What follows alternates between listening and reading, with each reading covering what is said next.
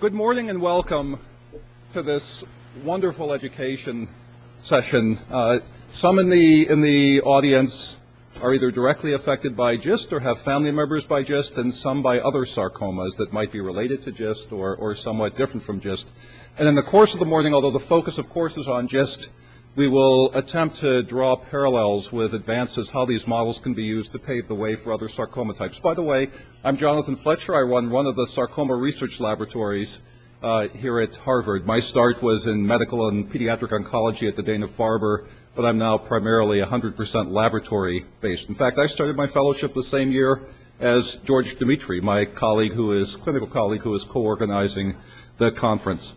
So the GIST Cancer Research Fund, about which we'll say a few more words later this morning, has been so remarkably essential to the groundbreaking progress that various laboratories here and at other centers around the country have made in GIST, and frankly models that, as I've hinted, have extended to progress in other sarcoma types. So it's a thrill and an honor to be able to co-organize and participate with you in this conference today. We have an ambitious schedule. This used to be a kind of impromptu talk where George would say a few appreciative words and give a sense of direction, and I was reminded this morning looking at the schedule, my gosh, everything that George predicted in the previous years, this looks like a good therapeutic lead. This, I think, is going to go somewhere.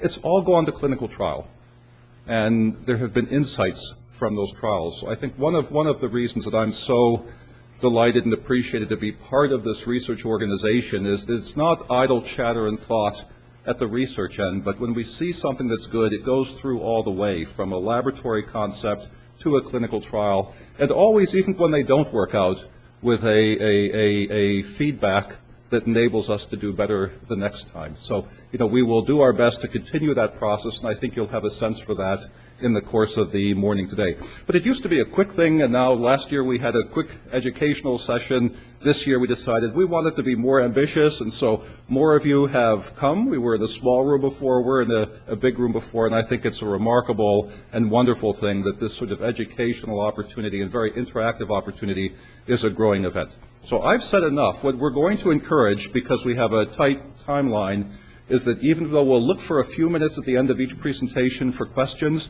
let's make it more interactive than that. If you have a question while the speaker is talking, and I hope the rest of the speakers will agree, please just raise your hand, and let's attempt, despite the size of our group here, to have this more discussion-like in terms of the interactiveness. Of course, there'll be opportunities during the break and during the lunch as well. The other cautionary note I want to make, again, because of the tight schedule, when it comes to our coffee break in the middle of the morning and then lunchtime, we'll all have to run for refreshments and right back here because we literally have about 5 or 10 minutes. And lunch we'll eat sitting in the room here during the final 2 or 3 speakers. Okay, good. So that's the orientation.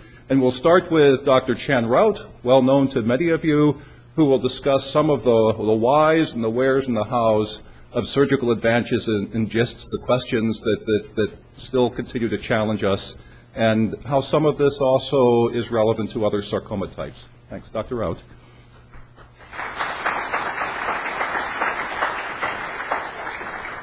Good morning. It's a pleasure to be here today and to see so many familiar faces in the audience. Let me see here. I was quite pleased to see that there are many individuals here who do not have GIST, and so I actually changed my talk a little bit to talk about other advances, surgical advances that might affect non-GIST patients as well. So I changed my topic to Advances in Sarcoma Surgery 2011.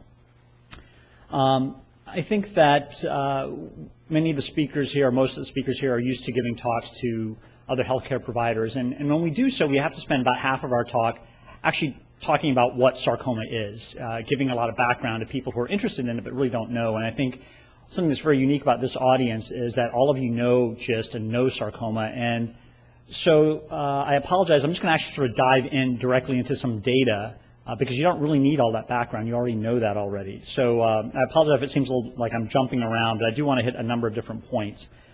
So what I'm going to talk about are adjuvant therapy for primary GIST and some of the new data that will be forthcoming in that group of individuals. Surgery for metastatic GIST, where things stand with that. Drug-eluting films and non-GIST sarcomas. This is more for people who don't have GIST but have retroperitoneal sarcomas and other tumors that have a high local recurrence rate. And finally, image-guided surgery, about a new operating room that's just opening here, actually just opened yesterday. So the first topic, adjuvant therapy for primary GIST. Now, as all of you know, the success of Imatinib and Sunitinib in patients with metastatic GIST led to trials looking at the role of Imatinib in patients who had resected primary GIST. And this was the seminal trial that was reported several years ago at ASCO and was published 2 years ago. And in this study, a multi-institutional study, patients who had primary KIT-positive GIST, at least 3 centimeters in size, and had undergone a complete resection were randomized to receiving Imatinib for 1 year or placebo for 1 year. And all of you are familiar with the data, which showed that this trial was stopped early at a pre-planned interim analysis when the data clearly showed that there was an improvement in recurrence-free survival for patients who were treated with Imatinib for 1 year, here in the light blue line, compared to placebo in the dark blue line. When the study was reported, there was still no difference seen in overall survival. There was a crossover design, and follow-up has not been long, so we'll be awaiting those data. The reason I bring this up is that there are 3 additional trials that will be looking at the role of adjuvant Imatinib in patients with primary resected GIST, looking at 2 years, 3 years, and 5 years. And these latter 2 trials I want to discuss in a little bit more detail. The Scandinavian German trial is going to be reported at the plenary session at ASCO in just 4 weeks. And this study had a slightly different patient population than the one I just showed. It looked at patients who had tumors that were at least 10 centimeters in size, had either ruptured, had a high mitotic count, or either 5 centimeters in size and had a mitotic count of 5, or had focal metastases and had undergone a complete resection. And this study randomized patients to 3 versus 1 year of adjuvant Imatinib. And that's going to be, that data will be presented in just about 4 weeks. So you can look forward to seeing that and how that might impact the care that we recommend. This is the other study. This is a 5-year single-arm phase 2 study that looks at patients, again, who had undergone resection of a primary GIST. Its nickname is PERSIST-5, which stands for Post-Resection Evaluation of Recurrence-Free Survival for Gastrointestinal Stromal Tumors with 5 years of adjuvant Imatinib. It was a phase 2 study. The initial target accrual was 133 patients, but after further analysis, we realized that we could actually get the data with a smaller enrollment, and we just completed that enrollment last week. The eligibility criteria are a little bit more stringent than for the ACOSOG study for primary non-metastatic KIT-positive GIST who have a significant risk of recurrence, and that was defined as any site at least 2 centimeters in size and with a high mitotic count, or a non-gastric GIST at least 5 centimeters in size. And all patients had to undergo a complete margin-negative resection within 12 weeks prior to starting drug. So that study is now closed, and the hope is to have some data available by 2013 at potentially at the ASCO meeting then. Moving on to my next topic, surgery for metastatic GIST. Now, those of you who have been at this conference in the last couple of years have known that, or have seen me talk about the role for surgery in metastatic GIST and try to make some promises about what kind of studies we could do to try to answer whether or not surgery is of any benefit. As you know, the tyrosine kinase inhibitor therapy has really remarkably changed the paradigm for treatment of metastatic disease, and that has led to an interest in determining whether surgery on top of that adds any benefit. And that's because patients do experience durable periods of partial response or stable disease on drug, that true complete pathologic responses are rare, and that response to drug therapy is not maintained indefinitely. So we have pursued surgery in some individuals, but we still don't know whether this surgery, which is really the adjuvant therapy here, offers any additional benefit beyond staying on Imatinib alone. We had hoped to answer this in phase 3 trial designs, ones that were in development here and that had actually opened in Europe and in China. Unfortunately, a randomization design has been a bit challenging. This was the design of the European study. Basically, individuals who had metastatic GIST and had response to Imatinib for 6 months were randomized to either staying on Imatinib or getting surgery within a year starting drug and then going back on imatinib. The target accrual was an ambitious 350 patients with progression-free survival as the main endpoint. And this was targeted to open in 60 centers in Europe and Australia. The Chinese trial was, had a slightly different eligibility requirement, but was also targeted for about 280 patients. And our U.S. study was targeted for about 230 patients. And unfortunately, the European study was closed after only an accrual of 15 patients over about a year and a half.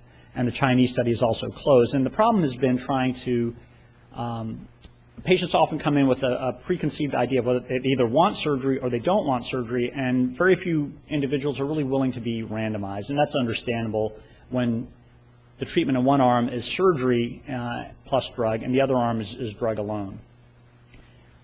So we've struggled with a way to still answer this question because we think it is an important question to answer, and the reason is that the complication rates are high enough that I think we need to justify doing an operation by showing some improvement in survival before we recommend it for people if we have high complication rates.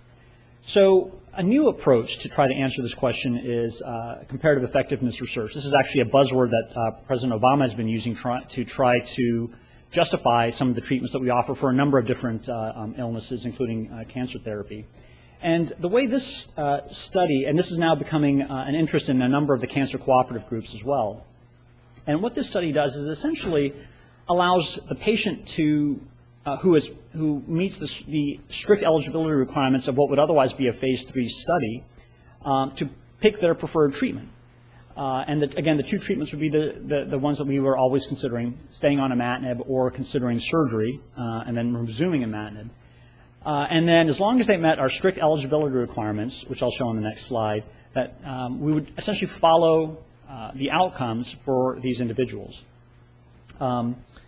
The data analysis afterwards also would include a very robust way of trying to take into account certain biases that may come up with such a trial design. And one of the concerns has always been that depending on what treatment center a patient is evaluated at, may have a certain bias. There might be someone at one center that says, you know, there is no benefit to surgery, you just need to stay on drug. Whereas at another center, we think surgery is very good, everyone should get an operation if they're eligible.